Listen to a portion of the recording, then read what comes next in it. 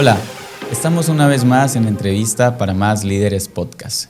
El día de hoy estoy en entrevista con una persona que admiro y respeto mucho. Les voy a presentar, ella es Sara Mariana Cabildo Gutiérrez, médico cirujano en la Facultad de Medicina del CU de la UNAM. Posteriormente estudió psiquiatría en el Hospital de Alta Especialidad de Salud Mental en Villahermosa por parte de la Universidad Juárez Autónoma de Tabasco. Ella tiene más de 14 años en el rubro de la psiquiatría y pues quién mejor para presentarse que la mismísima doctora Sara Mariana Cabildo. Doctora, bienvenida a Más Líderes Podcast. Muchas gracias, Nico, te agradezco esta oportunidad, es para mí un placer estar aquí y bueno, poder difundir el conocimiento, aunque sea un poco, de salud mental, que hoy en día, bueno, es un tema que pues está muy fuerte, ¿no?, en la sociedad, en los tiempos en los que vivimos. Entonces me parece un excelente medio para hacerlo. Sin lugar a dudas, el tema de salud mental nos ataje a todos. Realmente creo que estamos en un periodo en el que yo firmo, doctora, que todos tenemos cuestiones altibajos a nivel mental. Lo digo porque cualquier persona de mi confianza o que yo me tengan confianza y yo le tenga a ella, nos abrimos un poco y lo hablamos, ¿no? Cargamos con desde estrés hasta ansiedad, hasta niveles más altos, y ya es algo normal, ¿sabe?, estar en esta situación.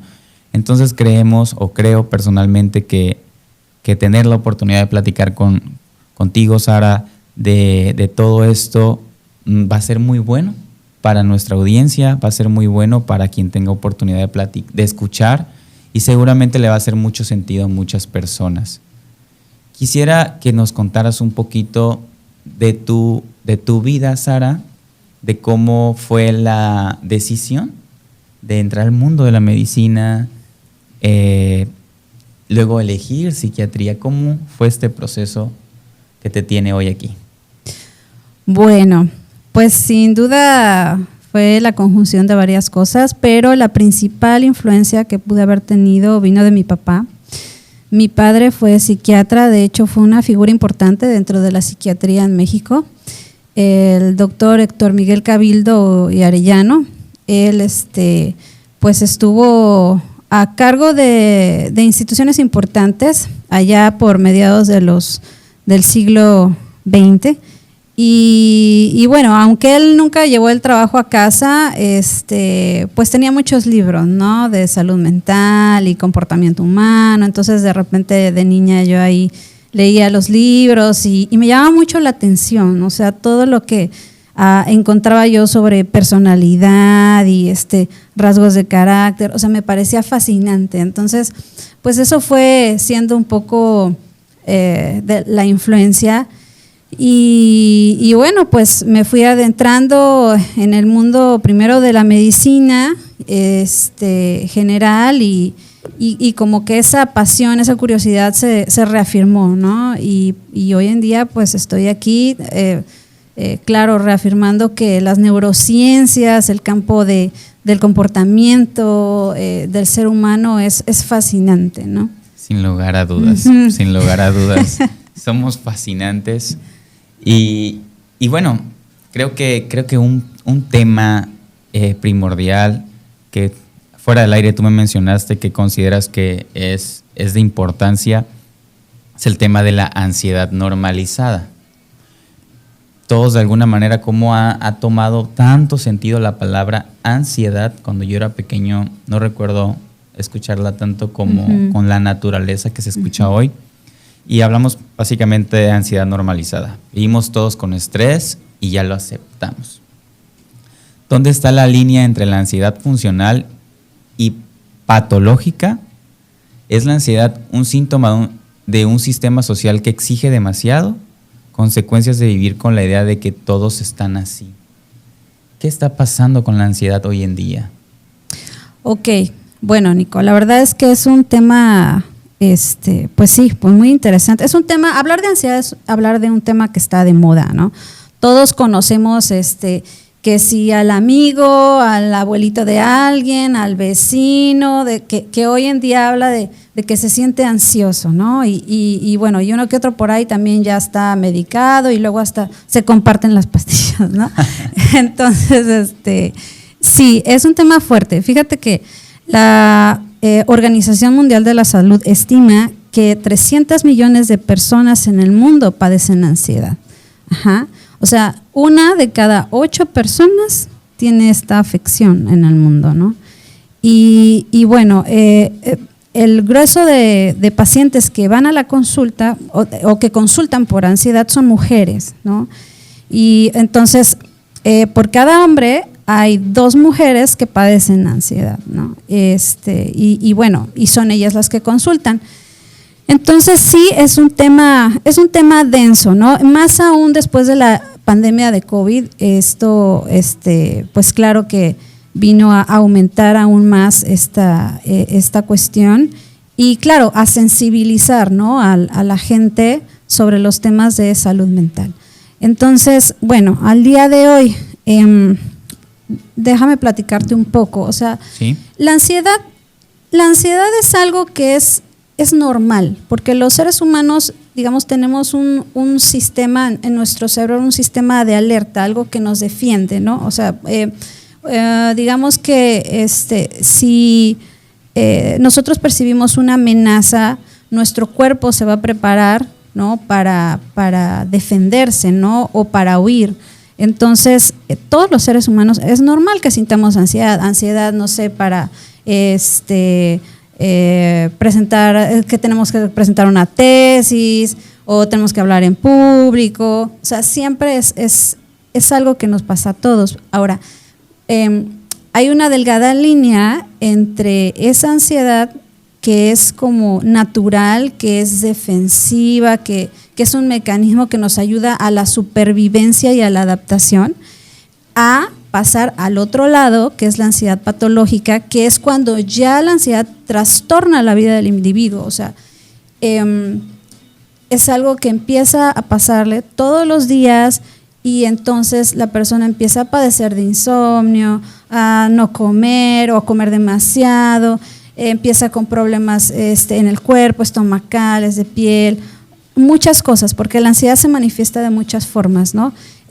Por eso es que es muy común que las personas, si empiezan, por ejemplo, un dolorcito, una punzada en el corazón, van con el cardiólogo pensando que es un tema así y no, pues es que no es nada, ¿no? O al rato ya empiezan con un tronido en el oído, van con el otorrino, no tiene nada, ¿no? Entonces, al final, o sea, por descarte, pues la última trinchera pues es los temas psiquiátricos, ¿no? Entonces, hay una delgada línea, te decía, y bueno, ¿en qué consiste que una ansiedad normal se transforme en una patológica? Bueno, intervienen muchos factores, o sea, muchos factores. Por un lado está la predisposición biológica, ¿no? Si nosotros venimos cargados con un temperamento que es así, ansioso, tímido, o sea, puede haber una mayor predisposición a desarrollar estos problemas. Entonces, por una parte tenemos la herencia genética, lo que heredamos de nuestros padres, el temperamento. Y por un otro lado está la exposición al ambiente. Entonces, si, no sé, los primeros años de vida, un niño pues no tiene los cuidados, no me gusta decir adecuados porque pues, ¿qué es eso? Pero si no tiene, digamos como que los cuidados básicos o no hay un buen vínculo, no hay un buen sostén, o si en el contexto familiar hay temas de abuso o situaciones económicas malas, todo eso se va sumando, ¿no? a ese temperamento, ya se va haciendo un cóctel, ¿no? en el que se va gestando esta predisposición para que más tarde haya ansiedad. ¿Por qué? Porque todos los eventos estresantes van causando cambios neuroplásticos en el cerebro. O sea, cuando hay un estrés crónico, se secretan, hay alteración en una secreción de hormonas, especialmente el cortisol, que es la hormona del estrés, y ese cortisol a largo plazo va generando estos cambios plásticos. Entonces, estructuralmente se podría decir que sí, el cerebro cambia, y químicamente igual. Entonces, eso hace que más tarde, en una etapa tardía de la vida, ¡pum!, explote este cóctel, ¿no? ¿Cómo traducimos esta explosión de este cóctel? Bueno, por ejemplo, no sé, si hay alguna cuestión, algún evento que puede ser traumático o que pueda ser lo suficientemente estresante, ¿no? La persona puede empezar con problemas para dormir. O sea, y el sueño es una de las primeras cosas que se altera, ¿no? Empieza a tener problemas para conciliar el sueño, o tiene un sueño que no es reparador, y después entonces empieza a sentirse como de malas, irritable, ¿no? O muy nervioso, ¿no? Y entonces esto se va instalando como que cada vez más, hasta que llega un día en que de plano el pensamiento ya cae como en una espiral de ¿y si pasa esto? ¿Y si pasa lo otro? Hay una sobreinterpretación, sobreelaboración de los estímulos que suceden alrededor, y entonces eso genera más ansiedad, inseguridad, y entonces así empiezan a gestarse en un los bucle, trastornos. y cada cuestión suma a esto, ¿no? Me comenta que el hecho de perder la capacidad de sueño, me imagino que al igual que esta secreción que me comenta que es el cortisol, ahora estoy estresado, no puedo dormir, y ahora no poder dormir desencadena otra línea de problemas, ¿no? Sí, claro. Yo creo que el mal humor, ¿no? El sí. estar de malas, y el estar de malas, otras cosas a nivel personal, con las personas a tu alrededor, y se vuelve una cadena infinita. Por supuesto, porque además, como somos seres biopsicosociales, por supuesto que, o sea, si, digamos, pasan cosas a nivel de nuestro contexto de vida, ¿no? O sea, eso también va a influir mucho, ¿no? Para que algo que nos quite el sueño, no sé, sobre todo, bueno, ahora que están mucho de moda las redes, que si fulanito tuvo este logro y yo no, o sea, hay mucho material ahí como para poder alimentar esas preocupaciones o incluso la depresión, ¿no? Y entonces, claro, o sea, se queda la persona pensando todas estas cosas, digamos, rumiándolas, y entonces se va el sueño y, bueno, pues todo lo demás, Lo ¿no? que hablábamos, ¿no? Cómo esto desencadena una larga lista de cuestiones que al final únicamente empeoran.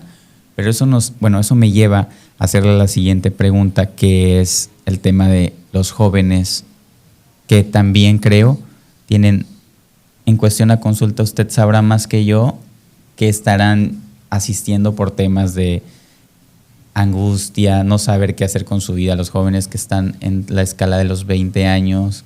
De verdad, Sara, yo nunca he estado, todavía estoy en el segundo piso de los 20 años Okay. Y no hay un año en el que no me haya yo sentido frustrado, en el que no me haya yo sentido en repetidas ocasiones, como tú comentas, con temas de ansiedad o problemas que no me acate, que no son personalmente míos, pero de alguna forma los relaciono, o qué voy a hacer con mi vida.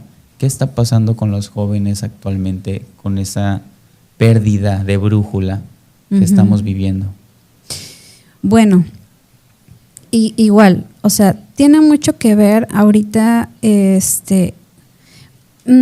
cuestiones sociales. Hay mucho peso con las cuestiones sociales. Mira, esto que yo te decía, bueno, está la genética, está el ambiente en el que el niño se desarrolla y todo, o sea, son un punto.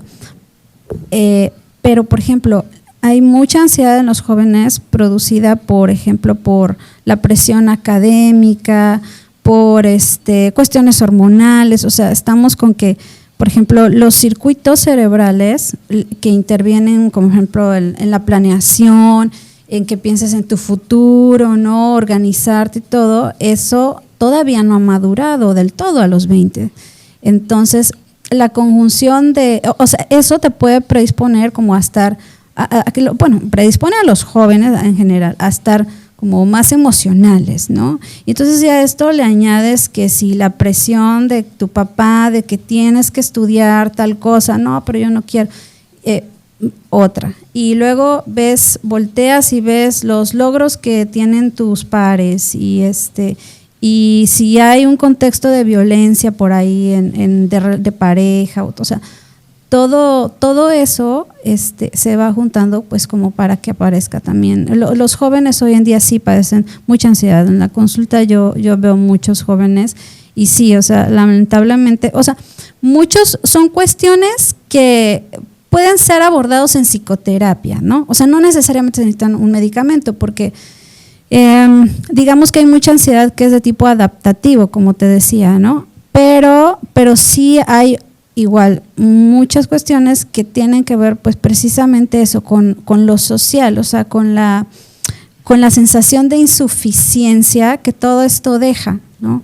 Que la vida, que el mundo en el que vivimos ahora pues exige, ¿no? Que exige que seas eficiente, que seas exitoso, guapa, guapo. Exacto. Y claro que eso pues predispone a los pobres jóvenes a tener que tomar decisiones cuando todavía no están maduros, ¿no? O sea, para tomar esas decisiones. Y entonces, pues sí. Si te puedo decir algo, es el joven. Nos comparamos mucho, estamos todo el tiempo mirando al costado y dedicándole muy poco tiempo a nuestros pequeños pasos. ¿Y qué puedes decir de eso, de esa idea que tengo, Sara? Nos estamos comparando y viendo los logros del costado, del amigo, del conocido, del no amigo, del que me cae mal, e ignoramos nuestros pequeños pasos que tienen sin lugar a dudas valor. ¿Cómo eso nos está afectando? Uh-huh. El hecho de llevar nuestra atención a otro lado, en lugar de enfocarnos más en nosotros, ¿cómo nos afecta? ¿Qué crees que está pasando ahí? ¿Por qué estamos tan pendientes del costado, que lo que hace la otra persona y nos desarrolla esa ansiedad? ¿Crees que son las redes sociales? ¿Crees que las redes sociales nos abren esa burbuja de todo es perfecto? ¿Qué puedes decir de eso? Sí, mira, yo creo que sí. Las redes sociales han abierto un mundo donde pues tú puedes ver casi que todo lo que están logrando otras personas, ¿no? Y bueno, y todo mundo se pone con la foto en el escenario perfecto y estoy siendo feliz, o estoy comiendo esto, miren mi diploma. Claro que hay muchas personas que dicen, bueno, es que a mi edad yo veo que mis amigos ya lograron esto y yo qué. Y entonces, bueno, yo les digo, cada quien tiene su propio ritmo para lograr sus cosas, porque no tienes los mismos recursos tú que la otra persona. Y eso no te hace menos, no te hace débil, ¿no? Sino simplemente, bueno, o sea, por ejemplo, hay a quien se le da muy bien hablar en público, exponer y todo, y bueno, y puede ser un buenazo en investigación, por ejemplo, ¿no? Y ser el experto, pero otra persona no, y quizás tenga otras cualidades, ¿no? Pero precisamente ahí es donde entra este mensaje que todos los medios te inculcan, ¿no? Es que ser exitoso significa que seas eficiente, o que tengas publicaciones, o que seas asertivo, y cuando que está bien, o sea, está bien si lo puedes hacer, pero también si no lo puedes hacer, o sea, tú puedes tener tus propios logros a nivel personal y aportar a la sociedad con tu granito de arena, ¿no? Cualquiera que este sea, no hay ninguna necesidad de estar volteando al costado. Primero necesitas reconocerte a ti mismo y creerte, o sea, que lo que eres, lo que te gusta, tienes un talento para algo, todos tenemos un talento para algo, entonces simplemente hay que encontrarse, ¿no? Conectarse con uno mismo. Y creo que la vida es tan increíble porque nos podría dar miles y miles de ejemplos de estas personas que probablemente se pueden ver muy exitosas, ser el perfil positivo, pero no sé, a X edad, a los 29, 30, 31, 32. Y hay personas que, como decías, cada quien lleva su tiempo. Y luego tal vez al final de los días sobrepasaste a esa persona que tú tenías la idea de que estabas mirando y pensando que no. Y tal vez tus logros, tus metas, tus propios pasos lleguen más lejos que la persona que tú estás poniéndole la atención, ¿no? Pero bueno, eso también nos lleva al tema de la búsqueda constante de dopamina. Uh-huh. Eso lo escuchamos en todos lados, vemos un video en Instagram, en Facebook y dicen, es que buscamos dopamina. ¿Qué nos volvió tan necesitados de esta? ¿Qué es? Es una... ¿Cuál es el concepto de dopamina? Es una...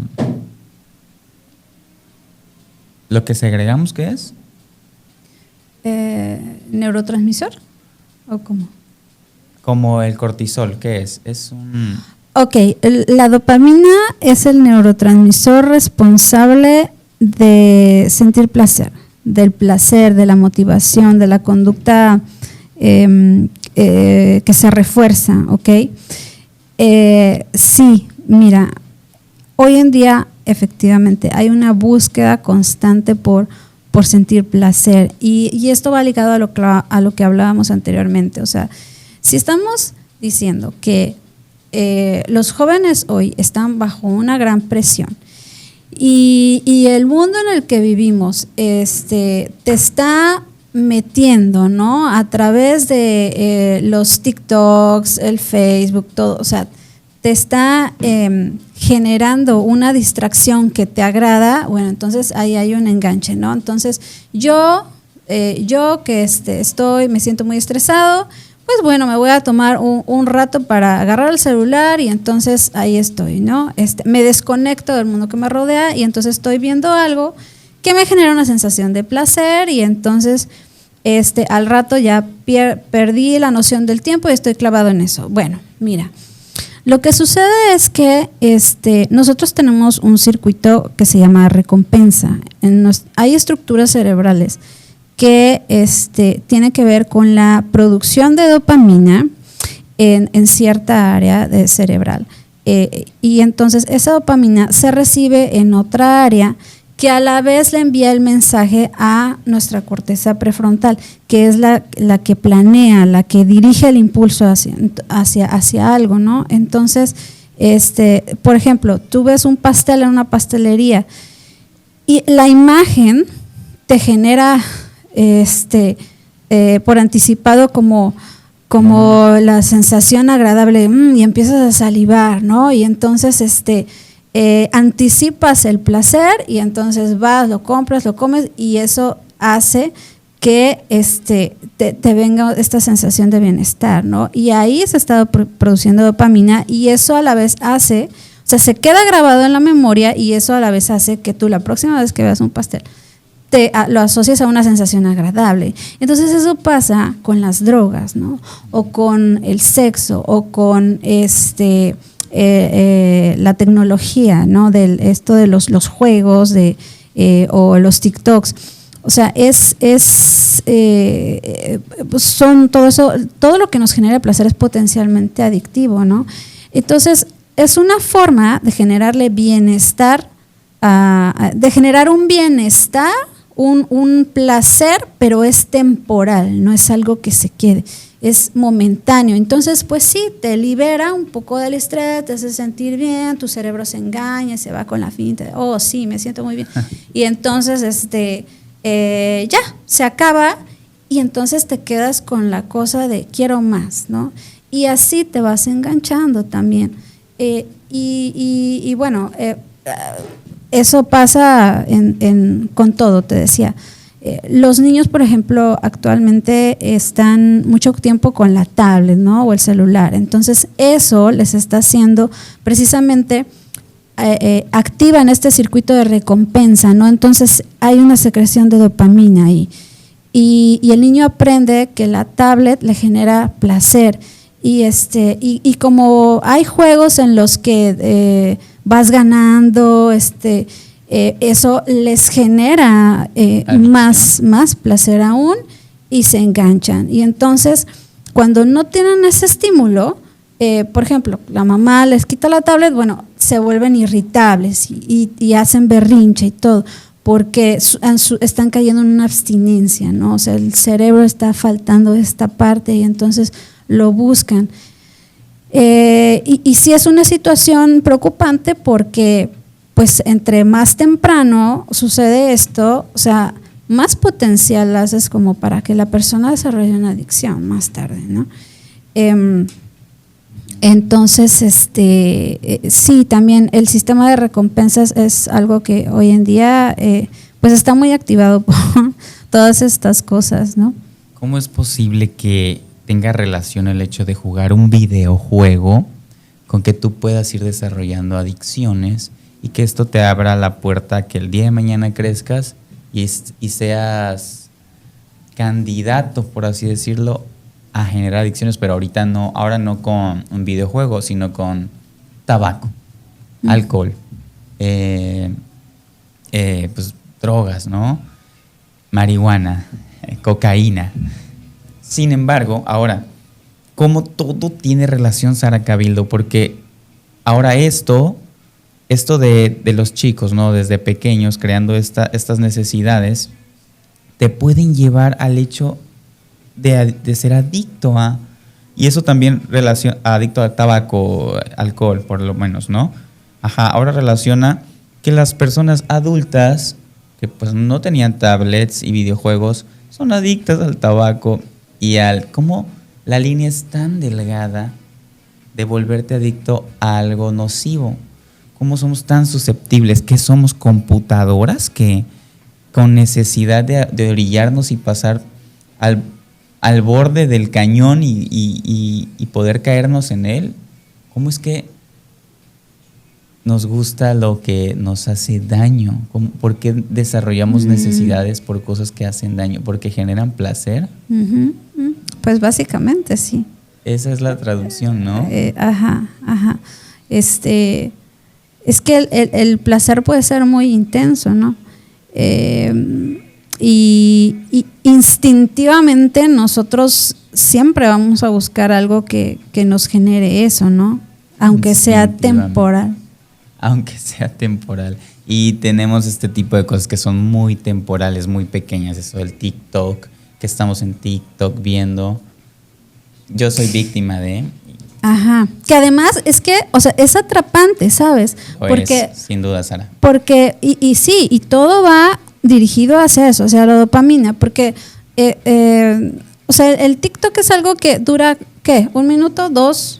No sé, máximo 3. Y te puedes encontrar uno de 10, 15 segundos y te vas a morir de risa. Exacto. Entonces, o sea, es algo que está cambiando, es un estímulo que te están metiendo cada minuto, cada 2 minutos, y entonces es más fácil que el cerebro se enganche porque digamos que la atención en un individuo necesita, para que esté fija, necesita un estímulo de cuando en cuando, o sea, porque la atención también se agota, ¿no? Entonces, si nos están metiendo información en cápsulas de 2 minutos, eso te atrapa, o sea, capta tu atención, entonces te metes más, ¿no? Y quieres más al rato. Dices tú, bueno, 5 minutos me siento en lo que descanso y al rato se volvieron media hora, ¿no? Pero cualquiera ha estado 40 minutos en TikTok. Yo he estado. Y de principio yo, No, claro que no, pero no te das cuenta. Y ahora a nivel personal lo digo porque casi es normal. Yo llego y estoy con una dependencia del teléfono que verdaderamente sí es visible. Por ejemplo, me voy a cambiar y pongo un video. O sea, me voy a preparar para irme en la mañana al trabajo y pongo un video y ahí estoy escuchando. O sea, no estoy en el teléfono quizás, pero necesita mi atención estar en algo mientras estoy haciendo otra cosa. Y nos hace incapaces de dedicarle verdadera atención a cosas que son un poco tediosas, ¿no? Ahora, cuando me tengo que sentar a trabajar y hacer algo en la computadora, 10 minutos y ya de verdad no aguanto. Ya 10 minutos de trabajo y ahora 10 minutos de TikTok. ¿Cómo hemos generado esa necesidad esa poca retención de concentrarnos? Eso también tiene relación con estar viendo estos videos, con las redes sociales, la poca capacidad de concentración que tenemos. Pues es que sí, como te decía, digamos que el cerebro, para que tú le pongas atención a algo, que tú quieras que la atención sea sostenida, necesitas darle un giro a las cosas cada 15, 20 minutos. Entonces, sí, por supuesto que influye, por eso te atrapa, porque es un estímulo. Incluso en las películas, ¿no? En las películas, en las series, o sea, te pasan un pedacito y luego cambia el giro, ¿no? Y te ponen otra cosa, ¿no? Y luego vuelven a cambiar de giro. Y eso te atrapa, eso mantiene ahí tu atención. Y eso, pues, es más emocionante que estar en el trabajo así 1 hora, leyendo, porque no te atrapa tanto. Entonces, bueno, ahí, ¿qué podríamos hacer? Híjole, yo recomendaría que a lo mejor pudieses, si tienes que trabajar en computadora mucho tiempo, pues por lo menos que descanses cada 40 minutos, ¿no? Te des un descansito. Porque sí llega a ser muy tedioso. Además, trabajar con una pantalla cansa más que estar, que pues como se decía antes, ¿no? En papel, todo por escrito. Sí, las pantallas generan, no sé, pero sí sientes que te agobias más pronto que cuando estás haciendo algo más físico, más escribiendo, desarrollando algo. Pero sí, y ahora no hay manera de trabajar casi si no es con la computadora. Pero, Sara, quiero ahora aprovechar que tengo la oportunidad de platicar contigo para irnos a un tema que considero que es muy importante, del que diría que soy víctima. Y creo que muchos, y también los que nos están escuchando y viendo, el culto a la productividad. Cuando no descansar se vuelve una forma de vida. Burnout, autoexigencia, culpa por no hacer nada, entre comillas, el valor psicológico del ocio, el descanso y el aburrimiento. ¿Por qué nos cuesta tanto parar? O sea, queremos estar haciendo algo, pero queremos descansar. ¿Qué pasa con este burnout que nos llega al punto en el que nos metemos tanto al trabajo, a lo que hacemos, que nos desprendemos de nuestra parte interior y nos descuidamos, pasamos al último plano? ¿Qué escenarios hay en esto? ¿Qué puedes decirnos del burnout, de la autoexigencia? Ok, el burnout es un síndrome de desgaste, ¿no? Y no solamente puede ser a nivel físico, sino también mental. Y entonces, bueno, al rato la persona hace las cosas, pero porque las tiene que hacer, pero sin realmente estar viviendo en el momento o de estar disfrutando lo que hace, simplemente se vuelve un robot, ¿no? Entonces, mira, es difícil cambiar un poco esta cuestión porque hoy en día, bueno, al menos en México, los trabajos, sabemos que la jornada laboral pues es de 8 horas, ¿no? Pero en muchos trabajos es más de 8 horas. Y entonces, ¿cómo le puedes pedir a una persona que trabaje 12 horas o a veces hasta más y que no caiga en esto, ¿no? Yo creo que en ese respecto sí sería importante que si tú trabajas y tienes que trabajar forzosamente tanto tiempo, que por lo menos puedas tener un momento, para otra actividad, una actividad que no tenga nada que ver con el trabajo, que pueda hacer que te sientas conectado contigo, ¿no? A otro nivel. Llámese, las artes son muy buenas para eso, o sea, la pintura, la escritura, la música, son actividades que trabajan que te ayudan a estimular otras áreas cerebrales y que te puedas conectar, volver a conectar contigo, porque en este ir y venir todos los días, estar haciendo lo mismo, estar estresado, te desconectas, ¿no? Y eso pues volvemos a caer en que crea ansiedad, buscas recompensa, buscas la dopamina y vuelta a empezar, y ¿no? otra vez. Entonces, no, la verdad es que creo que sí hace mucha falta dentro de las empresas, o sea, crear este tipo de conciencia, ¿no? Necesariamente creo que tiene que haber modificaciones en los ambientes laborales, ¿no? Pero dentro de lo que tú puedes hacer es dedicarte tiempo, 1 hora a ti, aunque sea, si no se puede a diario, pues al menos unas 3-4 veces por semana, ¿no? Por lo menos empezar a conectar contigo. Pero ¿sabes qué? Pero dejas a un lado el celular, ¿no? Porque este tiempo para ti, o sea, es algo para ti, que puedas hacer algo manual, algo creativo, no estar en el celular, porque si no, otra vez nos volvemos a desconectar, ¿no? O sea, puede ser algo que tú hagas incluso en pareja, no sé, tomarte una copa de vino con tu pareja, disfrutar una charla o irte a una clase, te digo, de música, de pintura. Entonces, se trata de eso, ¿no? Para recuperar, aunque sea un poquito de vivir el presente, ¿no? Como como diría el dicho, ¿no? Todos los caminos llevan a Roma, y en este caso Roma es esto, la ansiedad, el estrés, podríamos decir burnout. Entonces, como ya sea por cuestiones de trabajo, lo mencionabas con los niños, con las tablets, los jóvenes con las redes sociales y compararse, como todos los caminos nos pueden llevar al mismo sitio, ¿no? Es tan delgada la línea. Pero yo te quiero preguntar, Sara, ¿tú has sufrido burnout?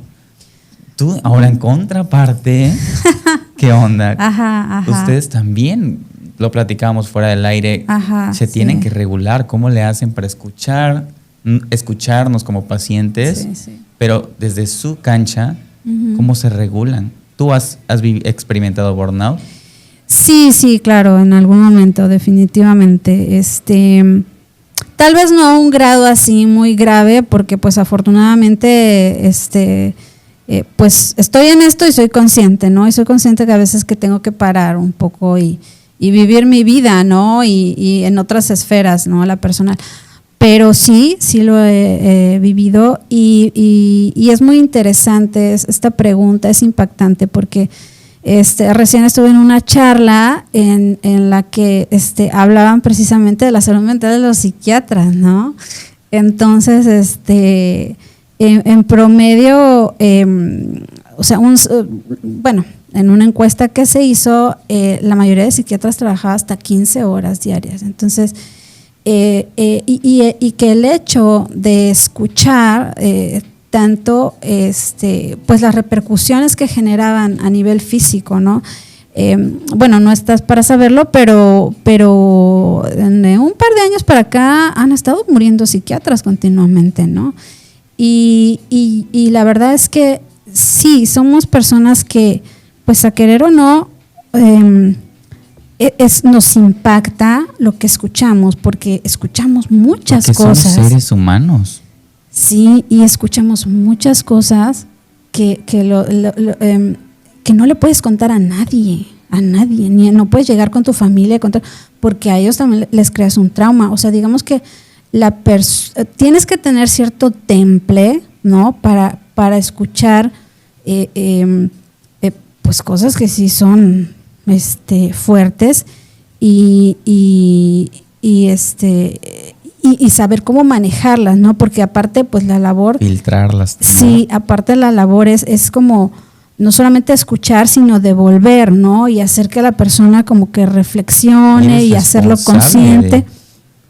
Entonces, sí te puedo decir que sí llega a generar temas físicos, y aparte de eso, no solo pues producidos por la cuestión de la consulta, o sea, como también somos personas, pues llegamos a casa, tenemos nuestros propios problemas. Por si fuera poco. Ajá, o sea, las que son mamás, ¿no? Los hijos, la casa, o los que son papás igual, o sea, tratar los hijos, o sea, o tenemos papás que tienen problemas de salud, entonces, o sea, sí, en cierta forma, nos llevamos un costal, ¿no? A casa, y entonces tenemos que hacer algo, ¿no?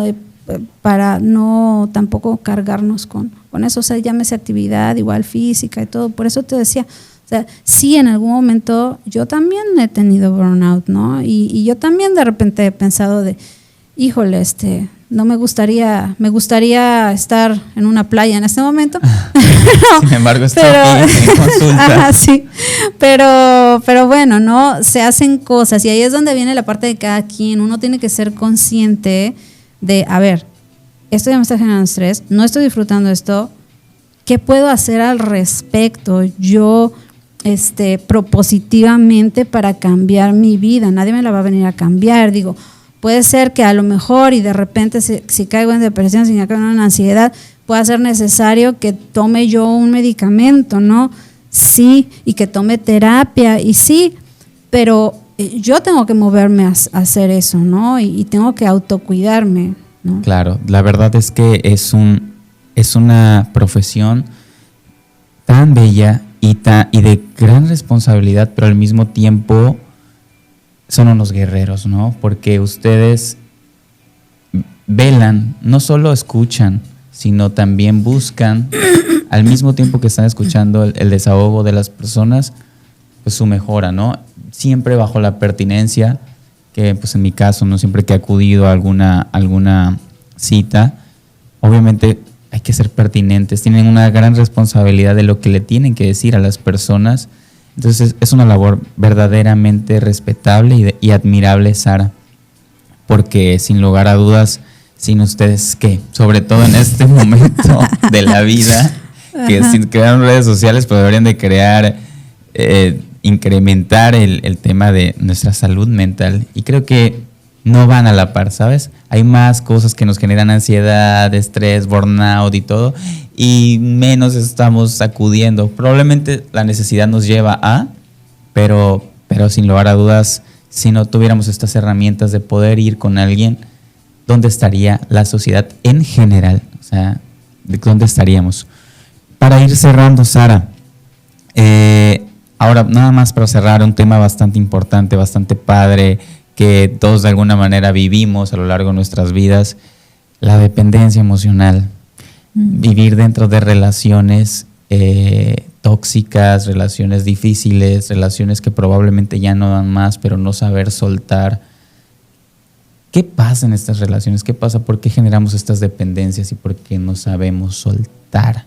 ¿Son casos aislados de manera personal de cada persona o sí tienen rasgos compartidos todos los escenarios como esos? Híjole, bueno, ahí es una pregunta compleja porque cada cabeza es un mundo, cada quien es diferente, pero tiene mucho que ver la personalidad, ¿no? Ahora vamos a hablar de apegos, ¿no? ¿Cómo se cae en una relación tóxica, ¿no? ¿Cómo de repente sin darme cuenta ya me volví dependiente de ti? Bueno, tiene mucho que ver la historia personal. Volvemos al tema, el bebé, el niño, los cuidados que tenga, ¿no? El sostén materno. Y digo, como padre, pues creo que nadie es perfecto, ¿no? Como padres. Claro. Pero, digo, se le da lo que se tiene a los hijos, pero por ejemplo, sí hay situaciones en las que pues hay cierto abandono, ¿no? Y entonces el niño puede desarrollar pues, esto que ahora hablan mucho del apego inseguro, o sea, el apego evitativo, el apego ansioso.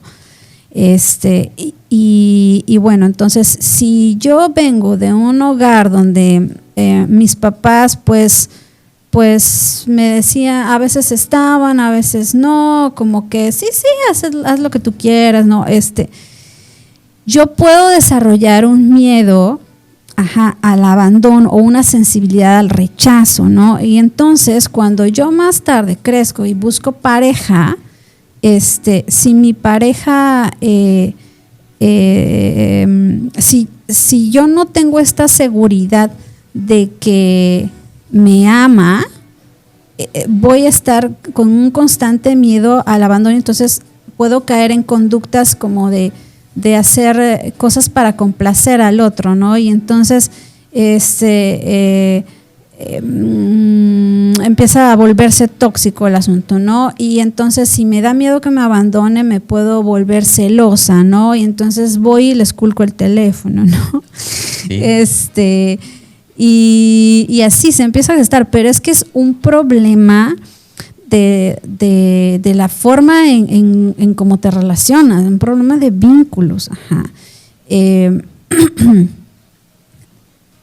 porque no desarrollas una seguridad, ¿no? En el camino, pues sí, tienes problemas de baja autoestima y eso te genera ciertos rasgos de personalidad que bueno, pues te predisponen a que no toleres bien la frustración, tengas miedo al abandono o caigas en conductas autodestructivas. Entonces, pues sí, todo eso, digamos que suma y bueno, pues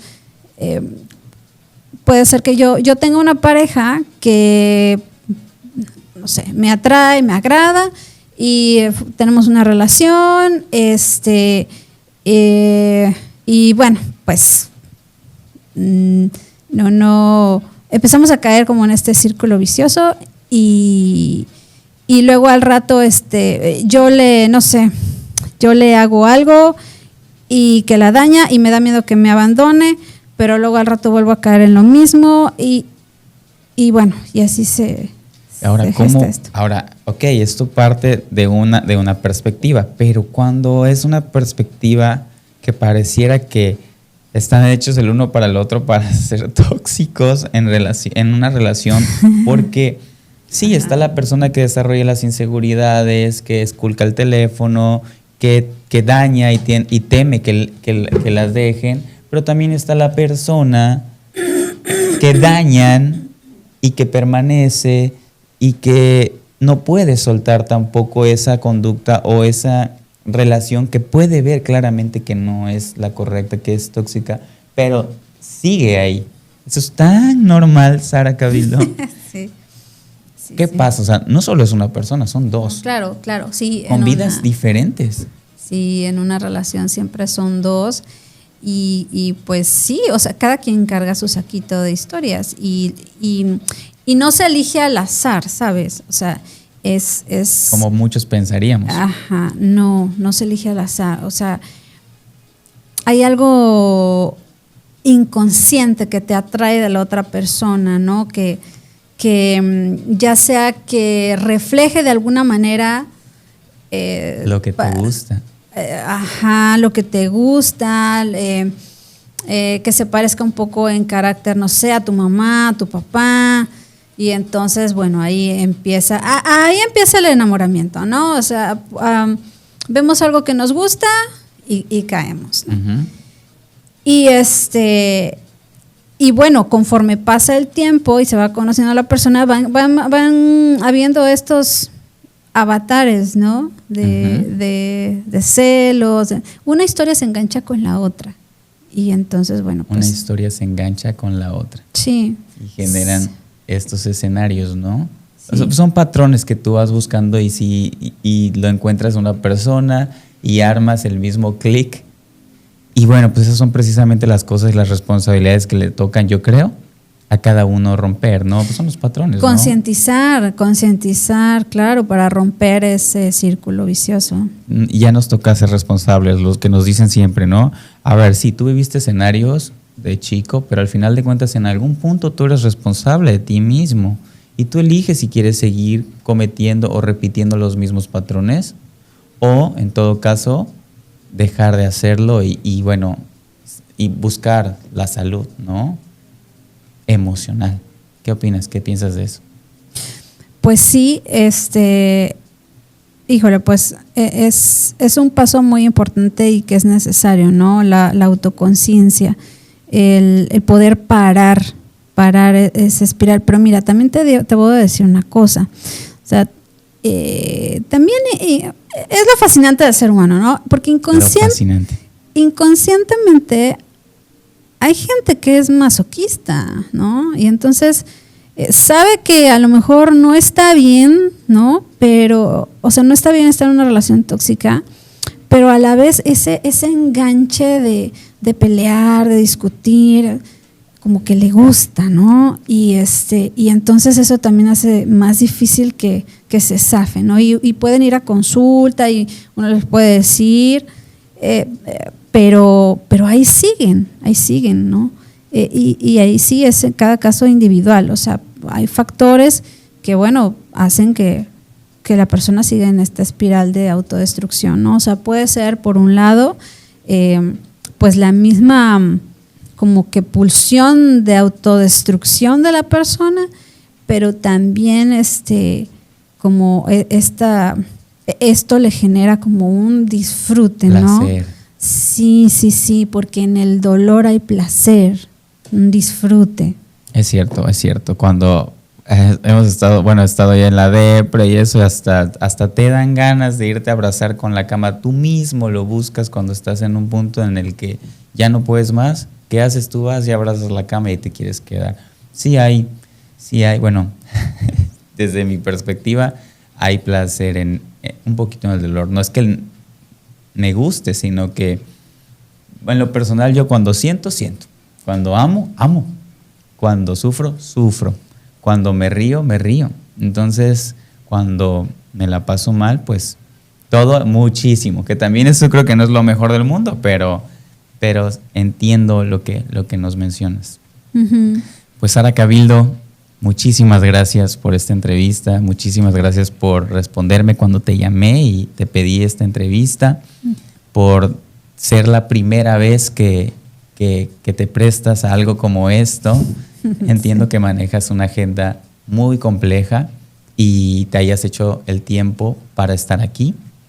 Y sin lugar a dudas, estás aportando tu granito de arena, Sara, en ayudar un poquito a las personas que tienen esta serie de temas y que les encantará encontrarse con un video donde estamos hablando de esto y le hará mucho sentido lo que dices, por la profesional que eres, por toda tu experiencia. Y nada, agradecerte. ¿Algún mensaje que quieras dejar para los jóvenes o para las personas en general en cuestión de salud mental?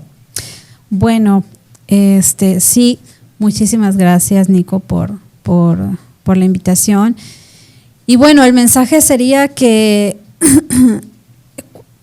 si alguien empieza a tener un problema de ansiedad que sea ya más constante, que lo sobrepase, que interfiera en su vida, busquen atención, ¿sí? No es algo de echarle ganas, ¿no? Es algo que en un momento dado es una alarma, porque hay algo que no está funcionando, pero a lo mejor ustedes no pueden alcanzar a ver qué es lo que no está funcionando, y entonces necesitan un acompañante, un terapeuta, llámese psicólogo, psiquiatra, pero alguien que pueda ayudarlos a ver qué es lo que no está funcionando, ¿no? Y de esa manera generar un cambio, poder parar esa espiral en la que están cayendo y que está afectando sus vidas. Entonces, buscar atención, buscar ayuda, siempre va a ser algo bueno y no tiene por qué ser un signo de debilidad o ay, estás loca. No, para nada. Al contrario, puede ser la puerta a un camino de un autoconocimiento más profundo, ¿no? Y por otro lado, como medidas, nunca olviden, como medidas, digamos, para la buena salud mental, nunca olviden hacer ejercicio, procuren hacerlo pues al menos unas 2-3 veces por semana, 3 veces por semana. Darse un tiempo para ustedes, haciendo algo en lo que se puedan sentir conectados. Y bueno, si tienen algún amigo, algún familiar o alguna mascota, de vez en cuando regalen un abrazo, ¿no? Y regálense un abrazo, porque también el contacto con alguien que amamos nos hace secretar hormonas que generan un bienestar y disminuyen el cortisol, ¿no? Entonces, un abrazo también siempre será importante, ¿no? Y bueno, pues duerman bien también, coman saludablemente y pues todo eso es como un primer pasito para poder estar bien, al menos mentalmente. Muchas gracias. Muchísimas gracias, Sara Cabildo. Amigos, esto es Más Líderes Podcast. Muchas gracias por escucharnos. Espero que este episodio haya sido muy fructífero y nos haya ayudado no solo a mí en este caso, sino a ustedes también, y que sea solamente, como dice Sara, el primer paso para estar mejor con nosotros mismos, sino pues que no, es lo mejor que podemos, estar bien con nosotros mismos. Muchas gracias, Sara Cabildo. No, pues gracias a ti, Nico.